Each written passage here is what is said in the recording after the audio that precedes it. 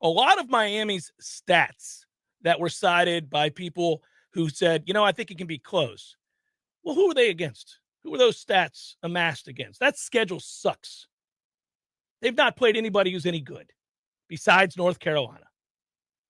They had a nice half against North Carolina. Other than that, they've done nothing. A&M stinks to high heaven. Texas A&M sucks, and they got beat by them too. They didn't play anybody. Florida State's on a whole nother level than Miami. Florida State they could play that game 10 times. Florida State would win that game by more than 3 touchdowns 8 out of 10 times. They don't deserve to be on the field. It's insulting. They should be dismissed the way Jamie Robinson dismissed that poor young man in front of his family. Friends and family having to watch that. My Christ. Ja'Cory Brown may never recover from that. I mean, you'd like to think you're competitive, but you're just getting ragdolled like a child. It was something to behold. And the way that turned out, obviously, is going to be something that we'll revel in and rub their nose in for a very, very long time. And we won't hesitate. I'll bring it up often, I suppose. Maybe weekly. I might bring it up, certainly in the middle of the off season, time and again. Maybe just on a random Tuesday. You need a little pick-me-up, random Wednesday. You need a little pick-me-up. Let's, A, play that montage again, and B, let's just talk about that game again. Let's just talk about, hey, here we go, touchdown, followed by touchdown. Followed by, that's the quick get you some of that. This is not going to be much of a game, guys. I know what you thought you were prepared for tonight, but here's your reality. You're not good enough. You're not physical enough. You're weak. Mario Cristobal said so after the game in an interviews, quote, physicality was a problem for us. There is a physicality to what they did, to running counter. And they did it over and over again. They did a better job. That's his way of saying we were soft and the bully beat us up and there was nothing we could do about it.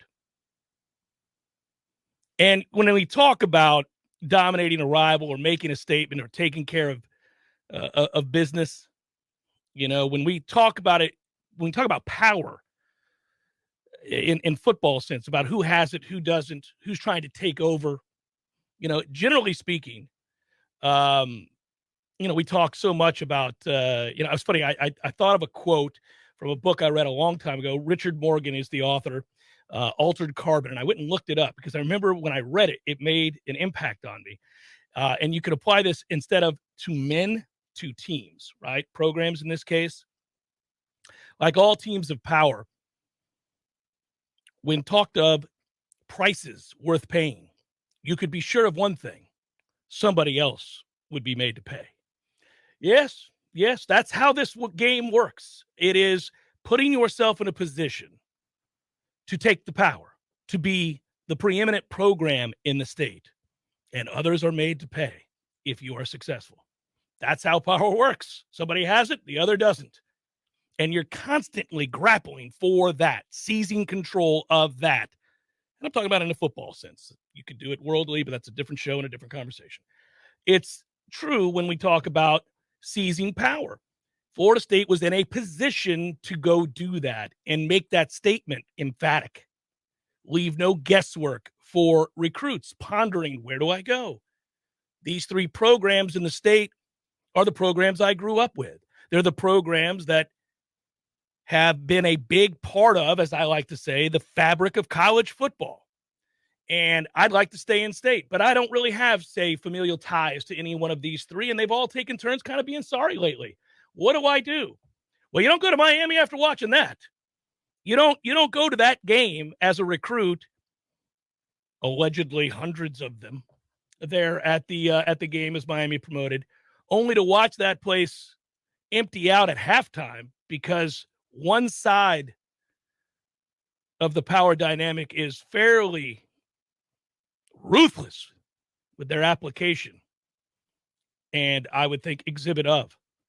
I mean, it is something now you got to remove yourself from that and go, well, okay, they're not in consideration. I'll wait till the Florida State-Florida game, maybe. I mean, like that, there are check marks along the way. And that rivalry has always provided that. It always has. Even when the teams are down and even when they're not operating at peak efficiency, this has been, and I love that Mike Norvell addresses it as such. It is really smart. Don't pretend it's just another game. It's not. And I love that he repeatedly states that. Over and over again, he'll say, well, this isn't just another game. This is a very important game. This is a big deal. This is why you come here. He says things like that all the time. You're right, Mike. You get it. It's a big damn deal. It's a really big deal. That game matters more than almost any other game on the schedule. For some of you, it's the Florida game. The others, it's the Miami game. Everybody else matters. You got to win games in order to have a successful program and have a chance at conference championships or to go to a college football playoff or to win a national championship. So every weekend matters. But some of those games matter more, and that is one. That is one where it reverberates. It clutters the mind in the offseason when you're calculating, when you're doing the math about where the program's at. It's one of the first things that comes to mind. How did we do against our rivals? Where are they? Because we're competing for the same players. We're competing. That is the beauty of this very fertile ground that these universities are located on, is that you have opportunities when you're down to build back up to a place of power and strength and dominance, but only if you're winning these games, only if you're winning over the hearts and minds of those kids considering these teams in those games. So you got to win them. You got to win them. And Florida State now has won 2 in a row over Miami. And, you know, this offseason, Miami spent a lot of time, their fans did, at least the ones who bothered to show themselves, thanking Florida State for having won that game so that they could go get Mario Cristobal. Like, that was the death knell so they could make a decision to move on, right? Well, thanks so much to Florida State for putting us out of our misery and for having that be the impetus to go get Mario Cristobal. Well, you're very welcome. There's 45-3. You're very, very welcome. Hopefully we'll oblige you again next year with another ass thumping because you're millions of miles away from where you want to be, which is where we are, where you want to be. You want to be where we are. We don't want to go back to where you are. We remember those days stumbling around in the muck, confused, hopped up on goofballs, throwing up on ourselves, being the butt end of the joke all around college football, as Miami is yet again. It's glorious. It's glorious. You have to add to the larger conversation, to the pain. You get to engage in Schadenfreude. Nobody runs from this. They'd be doing it today if it had been the other way around. Of course, it wasn't close to being the other way around, but if by some miracle it could have been, and it would take that, then there you go. That's what they'd be doing. And Mike gets it. Going for it on 4th down, throwing the football into the end zone up big. That's right. I tweeted out in that moment, kick the onside. You run it up as often as you can. You score 70 if you can. Screw them.